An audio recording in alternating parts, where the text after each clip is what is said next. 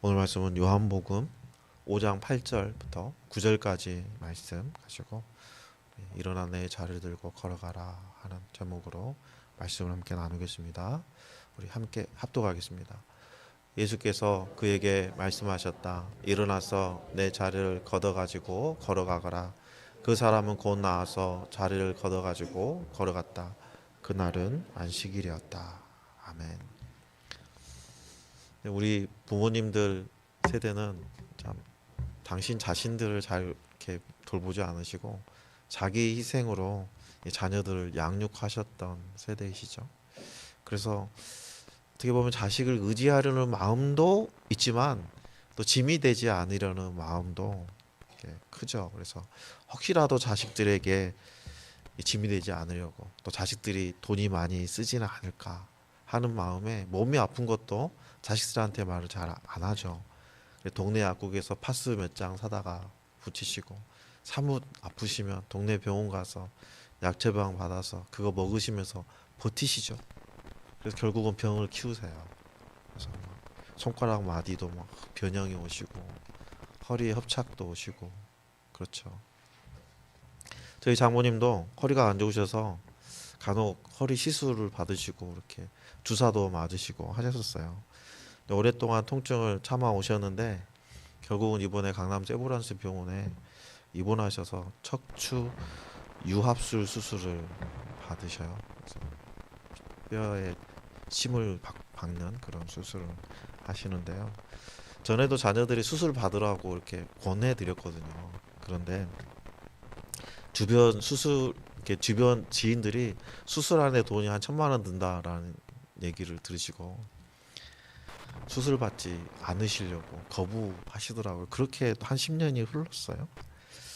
아마도 장모님이 수술 후에 겪어야 되는 그런 재활 과정에서 겪게 되는 고통, 어려움 이런 것도 걱정이 되셨겠지만 그보다 더 큰 거는 수술비에 대한 걱정도 있고, 또 주변 사람들이 아이고 허리 수술 잘못하면 평생 불구가 돼 이런 루머들로 인해서 혹시라도 자녀들한테 짐이 되지 않을까 하는 마음에 계속 미루고 아픔을 참고 지내셨던 건 아닌가 이런 생각이 돼요. 여러분, 대부분 사람들은요, 변화되는 것보다 현재의 자리를 지키는 것을 더 선호합니다. 결과를 알 수 없는 그런 불확실한 미래를 위해서 변화를 선택하는 것보다 현재의 익숙한 고통을 선택하는 것이죠. 우리도 살아가면서 익숙한 고통과 변화 중에서 선택해야 되는 그런 경우가 있죠. 교회도 마찬가지입니다. 기존 교회가 가정교회로 전환하게 될 때 엄청난 변화를 맞이하거든요. 그 갈등이 생기죠. 또 우리 교회가 20년, 30년 뒤에도 존재하고 있을 것인가? 라는 이 질문에 정직하게 설 때 변화해야 될지 말지를 선택해야 되죠. 그런데 지금 변화되지 않으면 죽음으로 향해 치닫게 된다는 것을 머리로는 아는데 실제로 변화를 선택하는 것에서는 주저하는 모습들을 우리가 많이 볼 수 있습니다. 우리 교회도 작년에 목장을 재편성하고 가정교회 원년을 재선포하고 난 뒤로 벌써 1년이 다 됐습니다. 아직도 우리가 가정교회 정신으로 완전하게 제대로 일어서기 위해서는 부족한 면이 없잖아 있긴 합니다. 우리가 더 변화돼야 될 모습들도 있죠. 우리의 기존의 그 익숙함에 그대로 머물러 있을 것인가? 아니면 아프고 불편하더라도 변화를 선택할 것인가? 그걸 우리가 지속적으로 결정하고 결단하고 나아가야 되죠. 오늘 우리가 만나는 38년 된 이 병자도 이와 같은 선택의 갈림길에 서 있습니다. 오늘 말씀을 통해서 변화의 삶, 새로운 삶의 방향으로 나아가라는 주님의 음성을 우리가 함께 듣고 온전히 반응하여서 순종하는 삶의 모습으로 주님의 몸된 교회를 함께 지어가는 복을 누리시는 저와 여러분 되시기를 예수님의 이름으로 축복합니다. 38년 된 병자, 선택 앞에서 망설이고 있는 이 병자는요, 그동안에 아무런 희망 없이 그 자리를 지키고 있었는데 예수님이 찾아오셨어요. 38년 된 병자는 자비의 집, 은혜의 집이라고 불리는 곳, 치유를 기대하는 곳, 그곳에서도 치유를 받지 못한 채 오랜 시간 절망과 낙심, 이 체념의 시간 가운데 붙들려서 지내고 있었어요. 그런 그를 예수님이 보셨어요. 치유를 기대하며 찾아오는 이 베데스다 못을 지나서 38년 된 병자를 예수님께서 직접 찾아오셨습니다. 그리고 예수님께서 그에게 뭐라고 물어보셨죠? 낫고 싶으냐? 이 물음으로 그의 자유 의지를 묻고 선택을 요구하셨죠. 이 질문에 병자는 뭐라고 대답했죠? 이 병자는 자신이 지금까지 낫지 못하고 있는 그 이유가 자신을 들어서 못에 가장 먼저 들여다줘 줄 사람이 없어서 계속 이 모양이에요 라고 대답하죠. 참 소망의 모습을 잃어버린 자신의 모습을 직면하는 것을 회피하고 있어요. 이 병자는 은혜의 집, 자비의 집, 하나님의 은혜가 가득한 이곳을 경쟁이 가득한 자리, 강한 자만이 살아남는 자리, 하나님의 은혜는 힘으로, 능력으로 쟁취해야 된다는 그러한 자리로 전락시켜 놓고 말았죠. 예수님은 그럼에도 이 병자를 책망하지 않으셨어요. 그리고 오늘 그에게 이렇게 말씀하시죠. 일어나서 내 자리를 걸어가라. 예수님이 병자에게 일어나라 하고 명령하신 것은 단순히 치유하시기 위해서 명령하신 것은 아니에요. 예수님의 이 명령은요, 인간의 능력을 초월하신 전능하신 하나님의 창조적인 권능을 드러내고 있거든요. 예수님의 말씀은 단순한 격려가 아니에요. 현실을 만들어내는 말씀이에요. 예수님은 천지를 창조하실 때 함께 하셨던 분이잖아요. 천지를 말씀으로 창조하시는 분이세요. 지금 이 순간도 한 사람을 새롭게 새로운 영역으로 새로운 존재로 창조해 가시는 거예요. 예수님께서 일어나서 내 자리를 걷어가지고 걸어가라 하고 명령했을 때 이 명령은 즉각적으로 실현되어서 38년 된 병자가 일어설 수 있게 되었어요. 38년 된 환자에게 이상이 아니라 기대가 아니라 현실이 되었어요. 일어나서 내 자리를 걷어가지고 걸어가라. 이 명령에는 우리가 생각하는 것보다 좀 더 깊은 의미가 있습니다. 이 시간 일어나라는 명령, 자리를 걷어라는 명령, 그리고 걸어가라 하는 이 세 가지 명령에 담긴 각각의 의미를 좀 더 깊게 살펴보려고 해요. 먼저 일어나라 하는 담긴 의미는요, 크게 두 가지 정도로 살펴볼 수 있는데요. 예수님께서 일어나라 하고 명령하신 것은 죽은 상태에 있는 병자를 다시 살게 하시는 명령이에요. 이 병자는 단순히 거동을 못하는 환자가 아니에요. 삶이 멈추어 있는 사람, 기대하는 법을 잊어버린 사람, 의지가 굳어져 버린 사람이었어요. 따라서 일어나라 하는 이 명령은 단순히 육체절을 일으키는 의료적 행위에 국한되어 있는 게 아니고 이 사람 존재의 상태의 변화를 이끌어내시는 명령이죠. 성경의 용례를 찾아보면 오늘 본문에 사용되었던 일어나라 하는 이 원어가 어떻게 쓰였는지를 살펴보면요, 실제로 생명이 완전히 끊어진 상태에서 생명을 다시 회복시키는 명령으로 사용되었어요. 회당장 야이로의 딸 죽었었죠. 나인성 가부의 아들 죽었었습니다. 나사로도 이미 죽은 지 나흘이나 되었나이다 했잖아요. 그런데 예수님께서 일어나라 하고 명령하실 때 이 말씀을 통해서 그들이 다시 살아났죠. 예수님께서 일어나라 하고 명령하심으로 살아있으나 삶이 끝난 상태에 있는 사람들, 이 사람들을 살아있는 상태로 바꾸어 주시는 거예요. 예수님은 살아있지만 더 이상 삶이라고 부를 수 없는 상태에 머물러 있는 사람들, 그 사람들에게 일어나라 하고 명령하고 계세요. 그래서 산 존재, 살아있는 존재로 만들어주세요. 중풍병자나 오늘 우리 본문에 나와 있는 이 38년 된 병자와 같이 오랜 시간 고통 속에 묶여있는 이 사람들은 살아있지만 삶에 소망이 없는 사람들, 죽은 것과 마찬가지인 상태에 있었던 사람들의 삶을 새롭게 변화시켜 주시기 위해서 예수님은 이 병자에게 일어나라 하고 명령하신 거예요.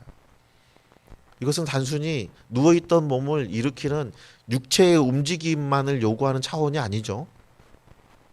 현실을 넘어서 하나님 나라의 생명에 참여하게 되는 복을 허락하시는 거예요. 따라서 오늘 말씀은요, 단순한 병고침의 이야기가 아닙니다. 25절 말씀을 보면요, 내가 진정으로 진정으로 너에게 말한다. 죽은 사람들이 하나님의 아들의 음성을 들을 때가 오는데 지금이 바로 그때다. 그리고 그 음성을 듣는 사람들은 살 것이다 라고 말씀하십니다. 이 말씀을 오늘 본문과 연관해서 통찰해 보면 예수님의 치유는 단지 미래의 육체적인 부활만을 가르치는 것은 아니다는 거예요. 바로 지금 현실에서 하나님의 아들의 음성을 듣는 자가 실제적으로 살아나게 될 것이다 말씀하시는 거예요. 먼 이야기가 아니고 현실의 이야기입니다. 요한복음은 일관되게 죽음이라는 것은 생명에서 단절된 상태라고 표현하고 있고요. 그렇다면 생명은 무엇이냐? 하나님과의 관계가 회복되어 있는 상태라고 표현하십니다. 따라서 오늘 본문에서 일어나라 하고 명령하시는 것은 단순히 병든 다리를 움직여라 이런 의미가 아니죠. 삶의 희망이 끊어진 사람, 살아있거나 죽어있는 상태에 있는 그 사람이 하나님과의 관계 안으로 들어와서 하나님이 허락하시는 생명을 누려라 하는 명상. 천지를 창조하실 때 그 코에 생명을 불어 넣으셨던 것처럼 이 병자에게 일어나라 하는 명령으로 생명을 불어 넣어주고 계시는 거예요. 두 번째는 일어나라 라는 예수님의 명령은요, 살아있으나 삶이 멈추어져 있는 상태, 영적으로 무기력하여 의지도 없고 소망도 없고 관계도 무너지고 방향도 잃어버린 모든 것이 멈춰져 있는 38년 된 병자에게 하나님과의 관계 회복을 통해서 생명을 누리는 자가 되라고 초청하고 계시는 거라죠. 물론 이 병자가 예수님의 일어나라 하는 이 명령에, 이 초청에 반응할 것인지 말 것인지는 이 병자의 자유의지에 달려 있습니다. 그러므로 오늘 본문에 일어나라 하는 이 예수님의 명령 자체만으로도 은혜이지만 예수님의 이 명령은 38년 된 병자의 반응을 전제로 하고 있어요. 예수님은 병자에게 반응을 요구하고 계십니다. 그래서 예수님은 병자를 억지로 일으켜 당겨서 일어나라고 하지 않으셨어요. 말씀으로. 그 말씀 위에 스스로 설 수 있도록 기회를 주고 계시는 거예요. 따라서 이 명령은 강요가 아닙니다. 은혜 이후에 새롭게 세워지는 선택의 시작인 것이죠. 또한 오늘 말씀에서 두 번째 명령, 내 자리를 거두라 하는 말씀은 크게 세 가지 측면에서 그 의미를 더 찾아볼 수 있는데요. 첫 번째는 과거에 묶여져 있는 그 정체성의 상징에 더 이상 머물러 있지 말라는 거예요. 오늘 본문에서 말씀하시는 내 자리를 거둬 할 때 이 내 자리는요, 그동안 이 38년 된 병자에게는요, 실패의 자리, 낙심의 자리, 그렇죠? 절망의 자리였어요. 그뿐만 아니라 내 자리, 그 자리는요, 이 38년 된 병자에게는 단순한 침상이 아니었죠. 38년이라는 시간 동안 내가 어떤 사람인지 그 정체성을 규정해주는 상징과 같은 자리였어요. 이 사람은 이 병석에, 이 침상에 누워서 어떤 생각을 했을까요? 나는 질병에 걸린 환자니까 아무것도 할 수 없어. 그저 나는 이렇게 누워 있어야 하는 사람이야. 나는 병든 환자라서 누군가 나를 치유해 주기를 기다려야 되는 사람이야. 나 혼자 능동적으로 뭐 할 수 있는 사람이 아니야. 나는 누군가에게 도움을 받아야지만이 나을 수 있는 사람이야. 이렇게 소극적이고 부정적인 정체성을 가지게 만든 그 상징이 뭡니까? 이 병자가 누워있는 그 자리라는 거야. 그래서 예수님께서 이 병자에게 뭐라고 말씀하셨어요? 내 자리를 걷어가지고 과거에 너 자신을 묶어놓는 그 정체성을 이제는 다 걷어버려 라고 말씀하시는 거예요. 두 번째면은요, 변명의 도구를 제거해버리라는 명령이에요. 38년 된 이 병자에게 그 자리는요, 반복된 실패의 원인이 무엇인지 설명하는 근거가 되는 거예요. 나는 병자니까, 나는 여기 오랫동안 누워 있었기 때문에, 내 상황이 이렇기 때문에 나는 어쩔 수 없어요 하는 변명거리였죠. 그래서 예수님은 그 자리를 걷어서 치우게 하심으로 인해서 더 이상 과거의 핑곗거리, 그걸로 자기네 삶을 변명하지 못하게 하시는 거예요. 이거는요, 과거를 부정하라는 게 아니에요. 과거를 지우라는 게 아니에요. 은혜 이후의 삶은 병자에게 그동안 익숙했던 고통의 자리, 절망의 자리, 그 낙심의 자리를 너의 삶으로 포장하려고 하지 말고 변화를 거부하는 변명으로 활용하지도 말라는 거예요. 우리도 신앙생활 하면서 나도 모르게 핑곗거리 찾을 때 있죠. 많이 있어요. 목회자들도요. 아이고, 요즘은 노방전도 하던 시대는 끝났어. 누가 요즘에 전도지 들고 거리에 돌아다녀. 그러면서 전도하라는 그 명령을 뒤로 미뤄요. 자꾸 미뤄요. 요즘 시대가 그러니까 하고 변명하는 거예요. 우리 교회 실정을 보면 또 이렇게도 생각할 수 있죠. 아이고, 목사님 요즘에는 카페도 주차장이 있어야 돼요. 주차장 없는 카페는 망해요. 우리 교회도 주차장이 없잖아요. 그래서 전도하기 힘들어요. 새신자 데려올 수가 없어요. 찾을 데가 없어요. 아, 그거 목사님, 우리 교회는 지하잖아요. 코로나 후에 지하에 있는 예배당은 누가 찾아와요. 반은 맞고 반은 틀린 것 같아요. 이 모든 것이 다 영혼 구원을 지연시키고 있는, 예수님이 우리에게 주신 영혼 구원하여 제자 삼으라는 이 명령을 지연시키고 게으름 피고 있는 그 변명거리로 삼고 있는 거예요. 세 번째는 다시 돌아갈 자리를 제거하라는 명령이에요. 이 부분이 굉장히 중요합니다. 자리를 들고 가라는 거는요, 그 자리를 떠나되 다시는 그 자리로 되돌아오지 말라는 말씀이에요. 혹시 안 되면 다시 오지 뭐. 어릴 때 시골에서 농사 짓던 제 동기가 입버릇처럼 하는 얘기가 있어요. 이거 하다가 안 되면 시골 가서 농사나 짓지 뭐. 농사가 쉽습니까? 이런 생각은요, 마치 출애굽했던 그 백성들이 다시 애굽으로 되돌아가려 했던 그런 심리와 같은 거예요. 이스라엘 백성들은 하나님의 은혜로 홍해를 건넜고요, 날마다 하나님 주시는 만나로 연명하고 있어요. 그런데 어려움이 닥치자 뭐라고 합니까? 차라리 애굽에서 죽었더라 하면 좋았을 것을, 우리를 왜 광야로 끌어내서 죽게 만드냐.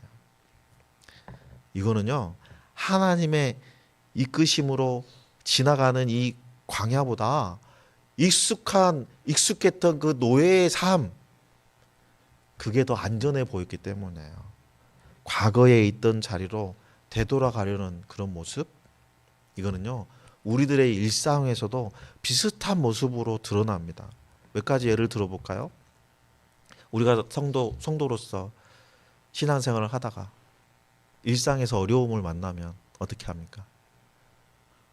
나한테 질병이 생겼는데 병원에서 손을 못 쓴다고 하나요? 그럼 어떻게 해요? 온갖 용하다는 사람 다 만나보다 그도저도 안 되면 어디로 와요? 새벽기도 나오시죠. 열심히 기도해요. 열심히 기도하면서 뭐라 그래요? 주님, 저를 살려주시면 제가 이 몸을 주님께 드리겠습니다 하고 헌신도 서원도 해요. 그런데 기적같이 나왔어요. 그럼 어떻게 해요? 몸을 드려야 되는데 어떻게 해요?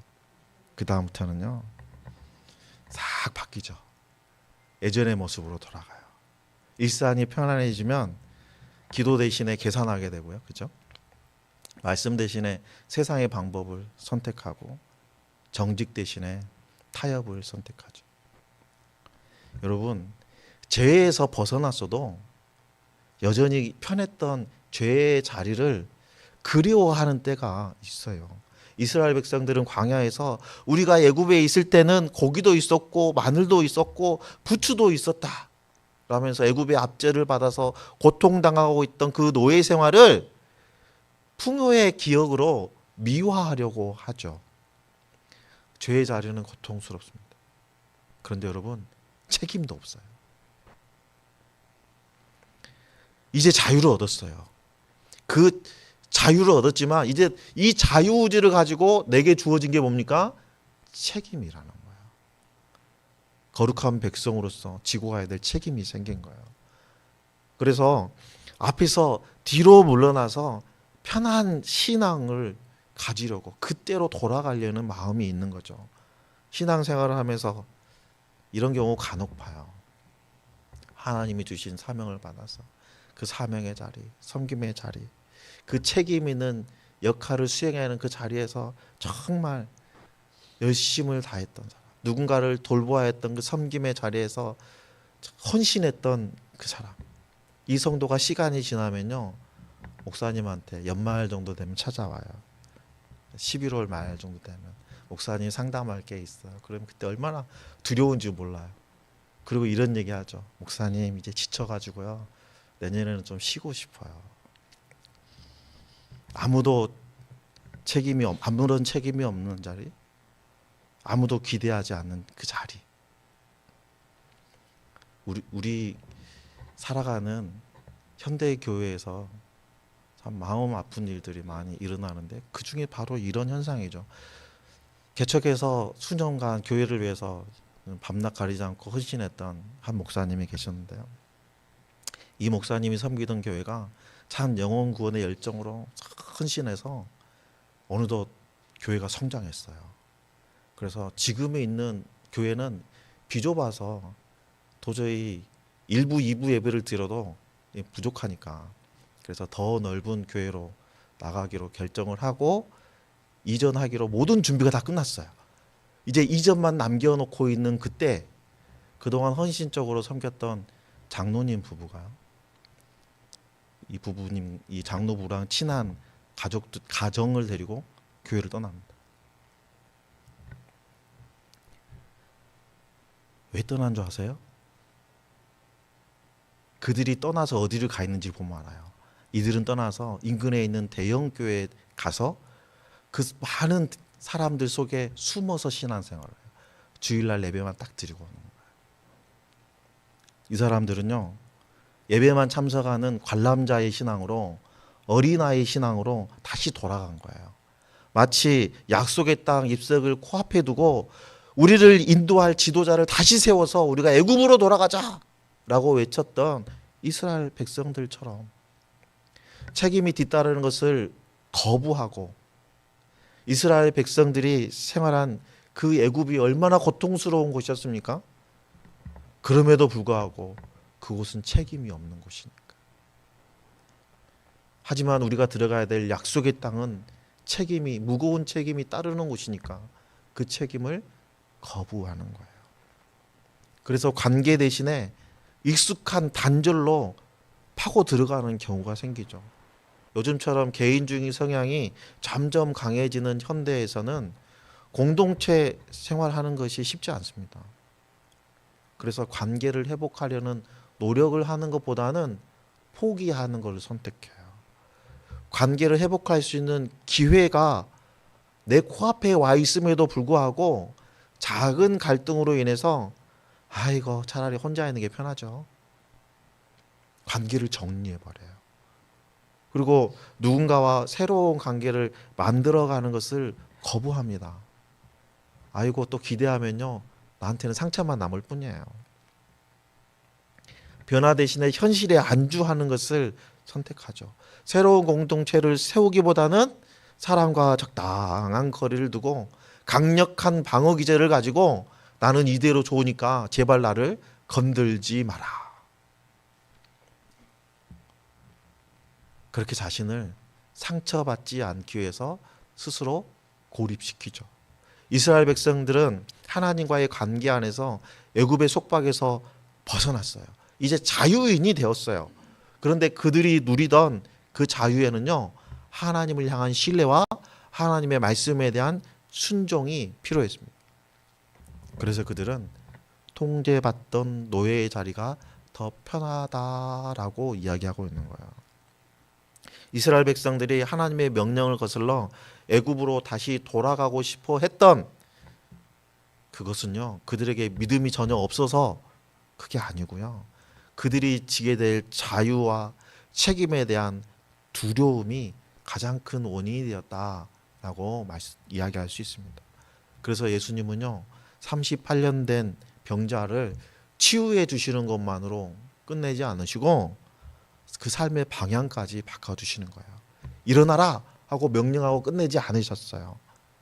예수님은 38년 된 병자에게 내 자리를 걷어가지고 걸어가라 하고 말씀하세요. 자리를 걷어가지고 걸어가라는 것은 그 병자를 괴롭히려고 하신 말씀이 아니에요. 다시 돌아갈 수 있는 여지를 조금이라도 남기지 않기 위해서 하시는 거예요.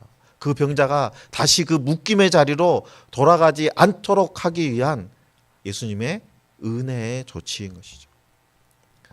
마지막으로 세 번째 명령이 걸어가라라는 명령이죠.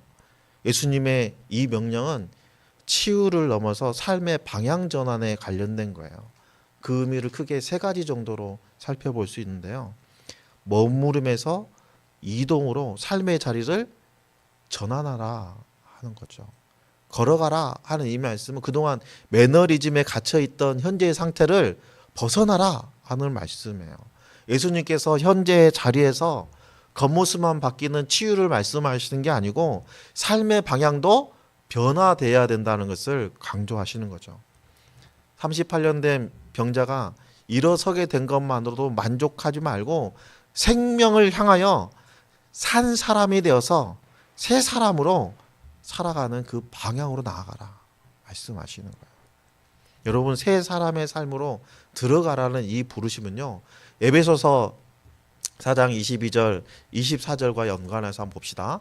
여러분은 지난날의 생활 방식대로 허망한 욕정을 따라 살아가다가 썩어 없어질 그 옛사람을 벗어버리고 마음의 영을 새롭게 하여 하나님의 형상을 따라 참 의로움과 참 거룩함으로 지으심을 받은 새 사람을 입으십시오 라고 말씀하십니다. 옛사람을 벗어버리고 새 사람을 입으라는 이 사도 바울의 명령처럼 오늘 본문의 예수님의 명령은 걸어가라 하는 이 명령은 단순한 치유의 결과로 나타내지는 게 아니라 새 사람을 입은 사람의 삶의 방식을 말씀하시는 거예요. 이미 구원받은 성도의 삶은 멈춤이 아니고 주님의 뜻을 향해서 날마다 나아가는 거예요. 야고보서 2장 7절, 17절 말씀을 보면 이와 같이 믿음의 행함이 따르지 않으면 그 자체만으로는 죽은 것입니다 라고 말씀하시죠. 이 말씀은 행함으로 구원을 얻는다는 말씀이 아니죠. 야고보가 문제 삼는 것은 말로만 믿는다고 하는 신앙이라는 거예요.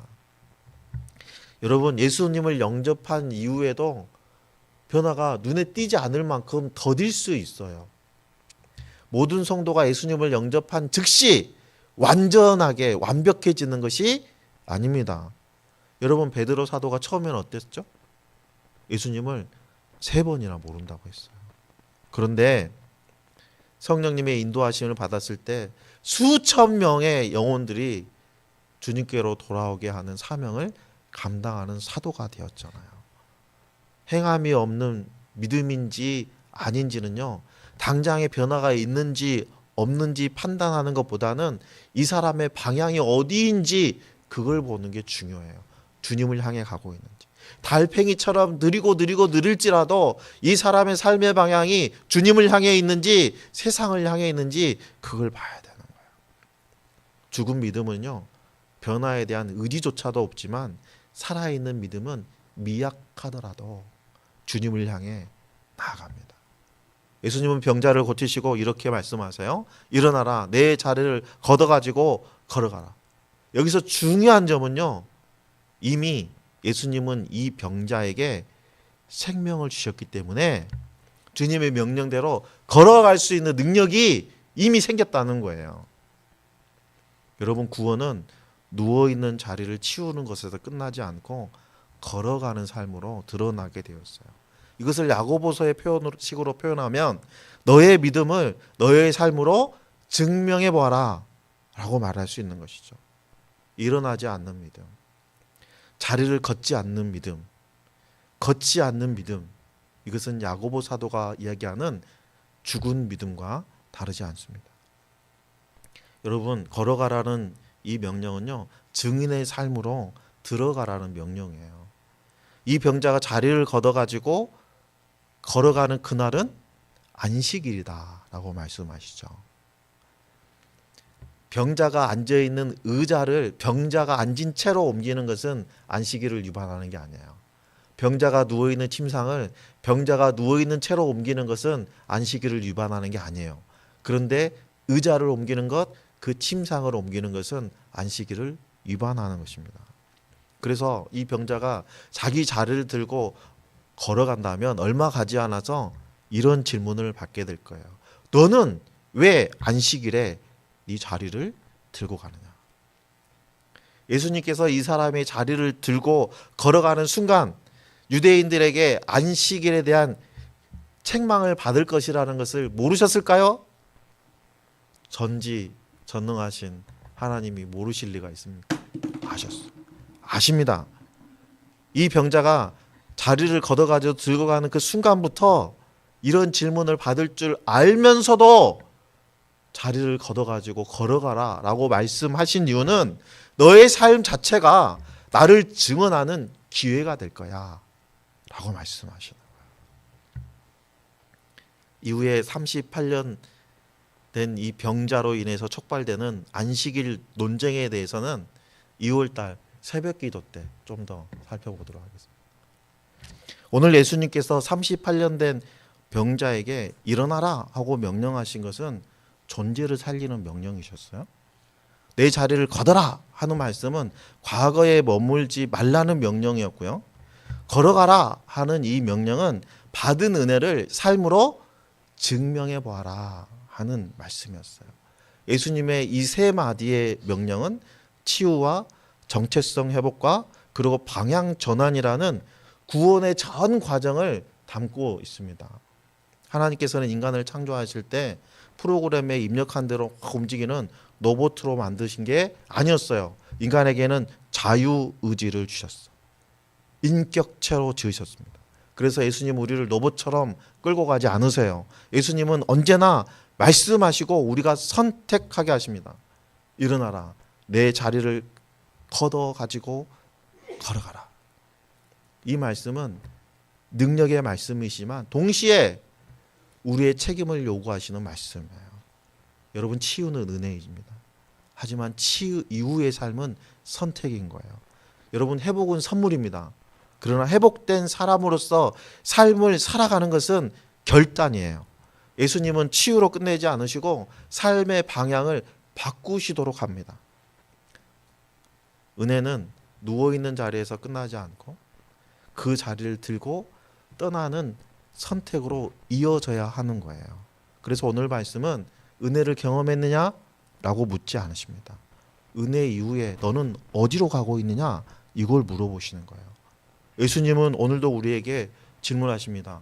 낫고 싶으니? 변화되고 싶으니? 살고 싶으니? 이 질문은 우리를 책망하거나 몰아붙이는 그런 질문이 아니에요. 은혜 앞에서 너의 한 걸음을 내디딜 수 있는 선택을 할 수 있는가를 우리에게 물어보시는 거예요. 그리고 우리에게 일어나서 내 자리를 들고 걸어가라 하고 우리에게 말씀하시는 거죠. 주님의 말씀에 따라서 우리는 옛 습관의 자리를 떠나야 돼요. 절망의 자리를 떠나야 돼요. 그리고 새로운 삶의 방향으로 나아가야 돼요. 그렇게 하기 위해서 오늘 우리 말씀을 통해서 우리에게 주신 교훈을 붙들고 이 세 가지 우리 삶에 적용하기를 결단하기를 원합니다. 세 가지 함께 읽겠습니다. 과거의 실패나 상처를 나의 정체성으로 사용하지 않겠습니다. 은혜 이후에도 다시 돌아갈 여지를 남기지 않겠습니다. 회복을 경험한 자리에서 멈추지 않고 삶의 방향을 바꾸겠습니다. 여러분, 우리의 신앙을 위기 때만 쓰는 도구로 내버려 두지 않기를 소망합니다. 여러분, 예수님의 치유는 끝이 아니라 시작인 거예요. 은혜는 멈추라고 주시는 것이 아니라 걷게 하려고 주시는 은혜인 거예요. 예수님은 오늘도 우리에게 말씀하세요. 일어나라, 내 자리를 걷어가지고 걸어가라. 이 말씀은 우리를 다시 노예의 자리로 돌아가지 않도록 하시는 방향 제시의 말씀이에요. 치유는 하나님이 하십니다. 치유 이후의 삶을 선택하는 책임은 우리에게 있는 거예요. 오늘 우리도 이 선택 앞에 서 있다는 것을 기억하시고 은혜를 삶으로 증언하는 걸음을 한 걸음 한 걸음 내딛어가는 믿음의 공동체의 일원이 되어서 주님의 소원을 이루어가는 저와 여러분들 다 되시기를 예수님의 이름으로 축원합니다.